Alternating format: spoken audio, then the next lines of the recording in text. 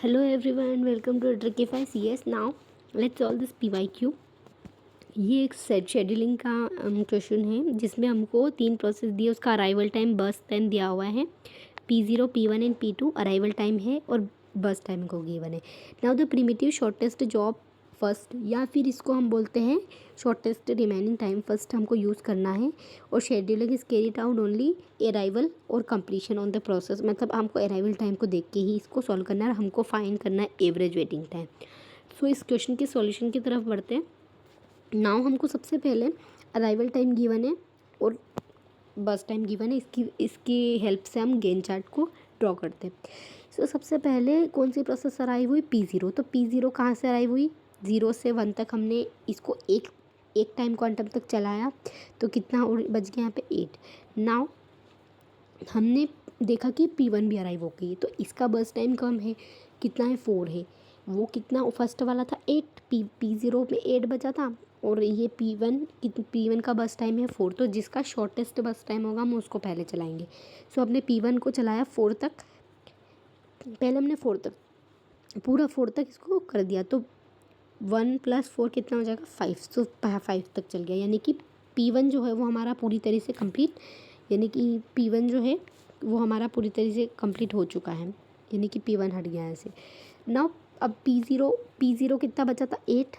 P0 8 बचा और P2 कितना बचा था? P2 कितना बचा है? P2 अभी चला ही नहीं है। सो अब हमने देखा कि P2 का 9 है, यानी कि P0 का कम है, 8 ही है।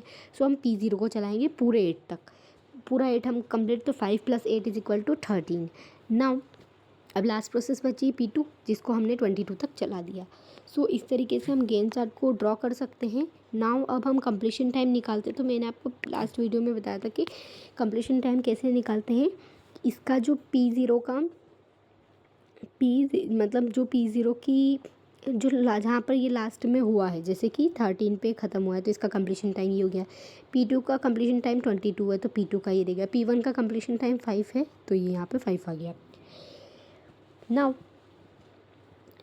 टर्न अराउंड टाइम कैसे निकालते हैं? तो टर्न अराउंड टाइम निकालने का एक फॉर्मूला होता है। टर्न अराउंड टाइम निकालने का एक फॉर्मूला होता है। टर्न अराउंड टाइम का formula is equal to completion time minus arrival time. So turn around time कैसे निकालेंगे? 13 - 0 यानी 13, 5 - 1 = 4 एंड 22 - 2 = 20।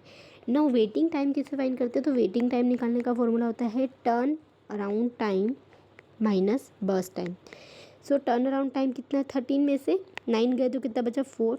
4 में से 4 गए तो कितना बचा? 0 एंड 20 में से 9 गए तो बचा 11।